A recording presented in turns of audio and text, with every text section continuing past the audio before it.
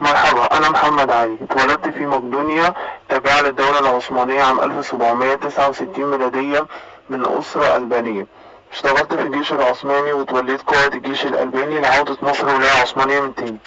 في الوقت اللي كان فيه نزاعات في الحكم ما بين الإنجليز والمماليك والعثمانيين والزعامة الشعبية ساعدتني إني أوصل للحكم. بعدها فكرت في إزاي أتخلص من كلهم وأنفرد بالحكم مصر، وحلمي في تكوين إمبراطورية زي الإمبراطورية العثمانية. قضيت على الإنجليز بمساعدة الزعامة الشعبية في حملة فريزر، واتخلصت من الزعامة الشعبية لأنها كانت بتقولي قول إيه وما قولش، كانت بتديني أوامر. بعد كده قمت بنفي عمر مكرم عام 1808 ميلادية. قمت بدعوة المماليك لحفلة بمناسبة سفر ابني للحرب الوهابية، ابني توسن، لعمل مكيدة ليهم وقتلهم عام 1811 ميلادية مذبحة القلعة. بعد كده المماليك اللي هم ما حضروش هربوا لحد السودان، فقمت بحملة بالسودان ل... لابني إسماعيل وجوز بنتي، وقمت بنفي الألبان والأرناؤوط لأن هم كانوا متمردين عليا، وبعدت خالص الأتراك، وفكرت في ازاي ان انا اكون نهضة وجيش قوي. بعد كده قامت مجازر في السودان لان السودانيين ما كانوش عايزين يسلموا المماليك، ان كان سمعت ومنه ان كان سمعت ان كان في مناجم، ومنه ان انا اجند السودانيين للجيش بتاعي. ولكن كل دوت ما حصلش لان السودانيين ما استحملوش الجو وجالهم اوبئة وماتوا. بعد كده قمت ان اجند المصريين، ولكن انا كنت فاكر ان المصريين بس للزراعة، ولكن الفكرة نجحت.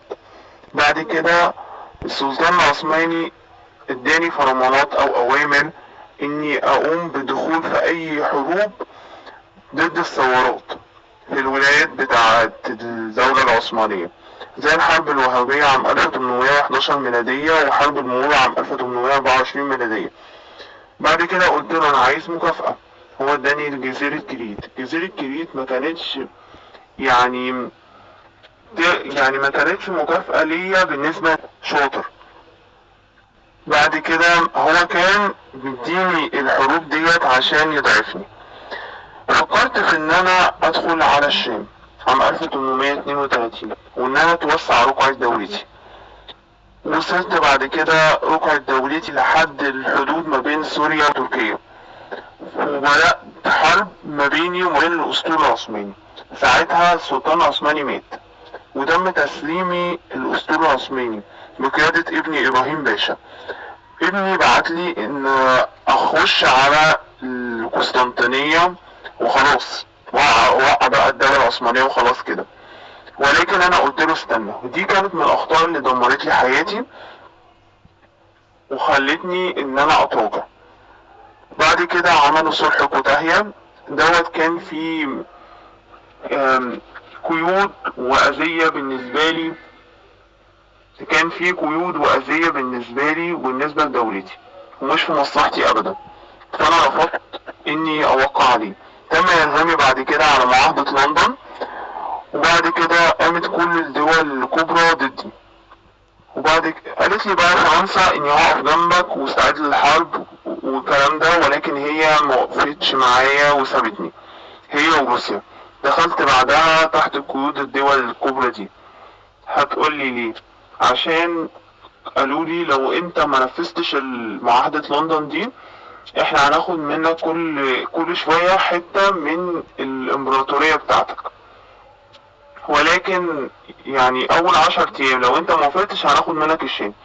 بعد كده هنجمع كل الجيوش بتاعت دولنا وهتخش عندك في الدولة المصرية.